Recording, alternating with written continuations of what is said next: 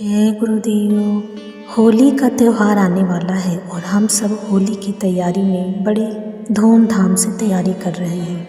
क्यों मनाते हैं होली और क्यों है इसका इतना महत्व? फागुन की पूर्णिमा को होली का त्यौहार मनाया जाता है। कहते हैं कि यह सबसे प्राचीन उत्सव में से एक है। हर काल में इस उत्सव की परंपरा और रंग बदलते रहे हैं। होली के पर्व में अनेक कहानियाँ जुड़ी हुई हैं। इनमें से सबसे प्रसिद्ध कहानी है प्रहलाद की। प्रहलाद के पिता हिरण्यकश्यप ने अपनी बहन होलिका की गोद में प्रहलाद को बिठाकर उसे अग्नि में जलाकर मारने के प्रयास किया था। होलिका को ब्रह्मा द्वारा यह वरदान था कि वह अग्नि से नहीं जलेगी, परंतु वह जब गई और प्रहलाद श्री हरि विष्णु की कृपा से बच गया। इसी घटना की याद में होलिका दहन किया जाता है। कहते हैं कि भक्त प्रहलाद सतयुग में हुए थे।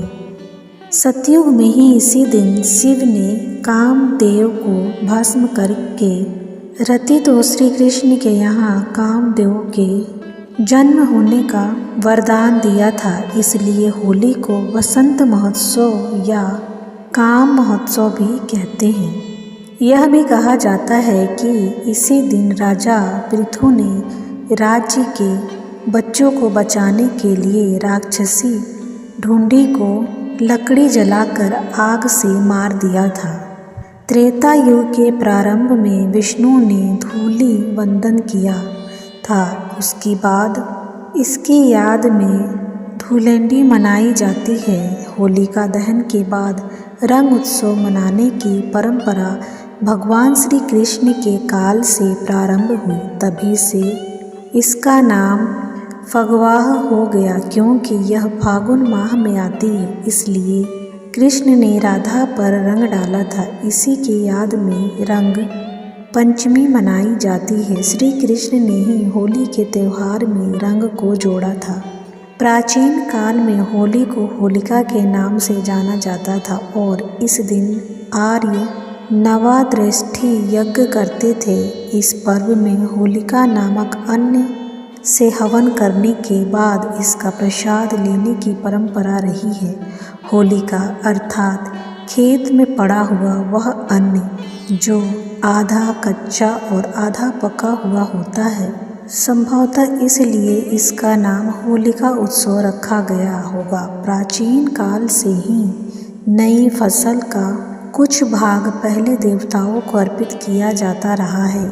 इस तथ्य से यह पता चलता है कि यह त्यौहार दैविक काल से ही मनाया जा रहा है।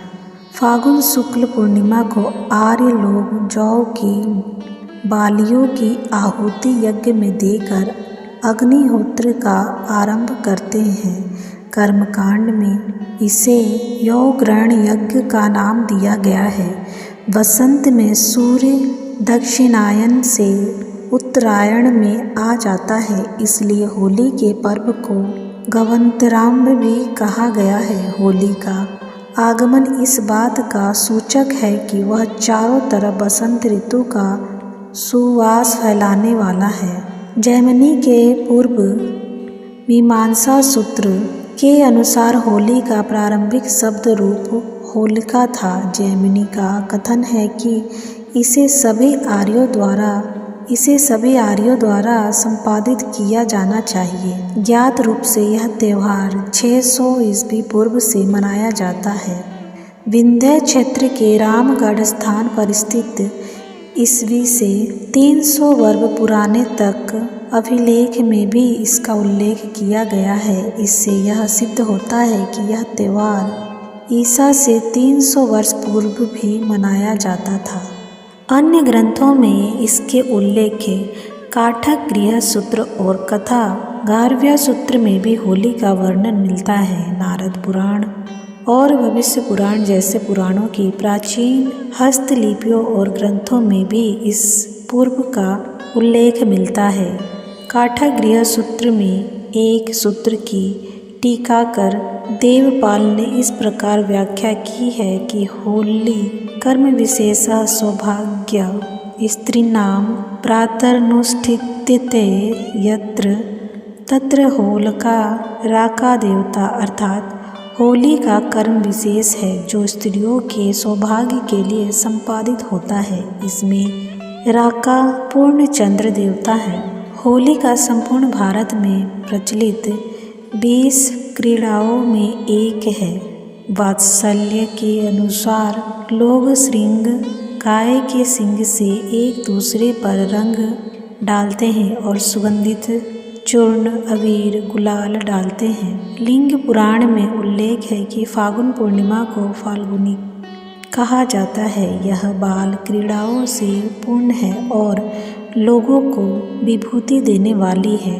वाराह पुराण में इसे पटवास विलासिनी कहा जाता है।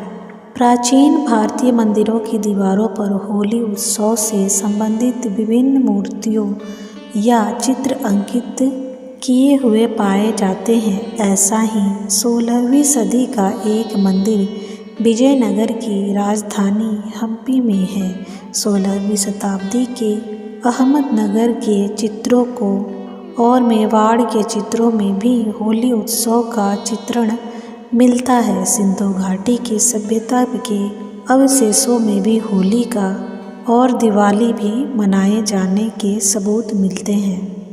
हिंदू परंपराओं से प्रेरित होली दिवाली के बाद आने वाले सबसे महत्वपूर्ण त्योहारों में से एक है। यह कुछ जगह पर 2 दिनों तक चलता है। किसी शुरुआत में होलिका दहन से होती है जो बुराई पर अच्छाई की जीत का प्रतीक है। यह दिन उत्साहपूर्ण रंग खेलने और सौहार्दपूर्णता को बढ़ाने का होता है। होली महोत्सव या रंगों का त्यौहार एक आकर्षक सांस्कृतिक और धार्मिक उत्साह है जिसमें रंग खेलने के अलावा और भी बहुत कुछ शामिल है। इस लेख में आप होली के पीछे की धार्मिक परंपराओं की एक झलक समझते हैं। होली मनाने के पीछे की वजह मथुरा, वृंदावन और अन्य पवित्र स्थलों सहित पूरे ब्रज क्षेत्र में होली भक्ति और उल्लास के साथ मनाई जाती है।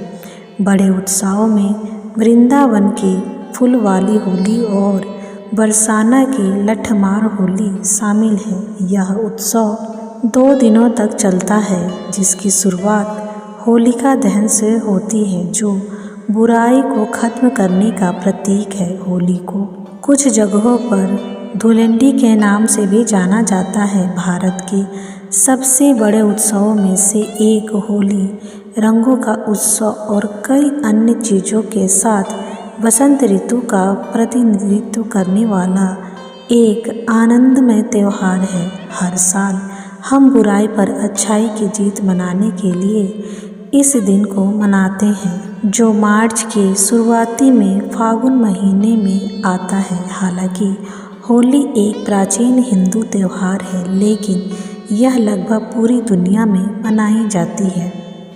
हिंदू धर्म में बुराई पर अच्छाई की विजय हिरण्यकश्यप की कहानी में बताई जा चुकी है।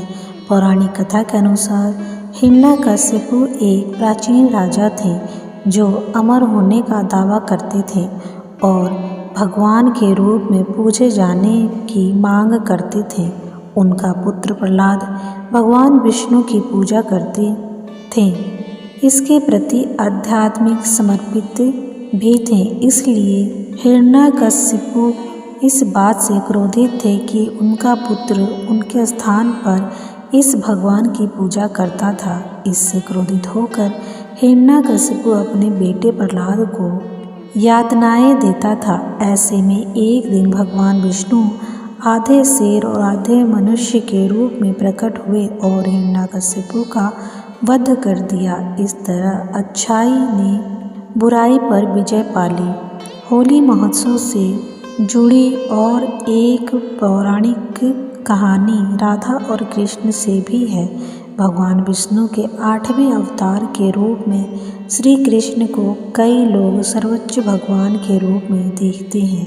ऐसा कहा जाता है कि श्री कृष्ण एक रंग नीला था किंवदंती के अनुसार जब वह शिशु थे तो उन्होंने एक राक्षस का जहरीला दूध पी लिया था।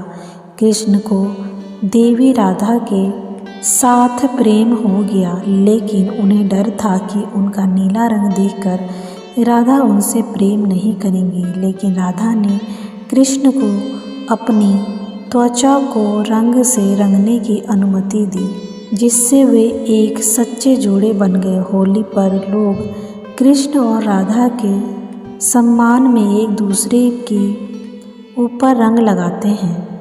आप सभी को होली की ढेर सारी शुभकामनाएं।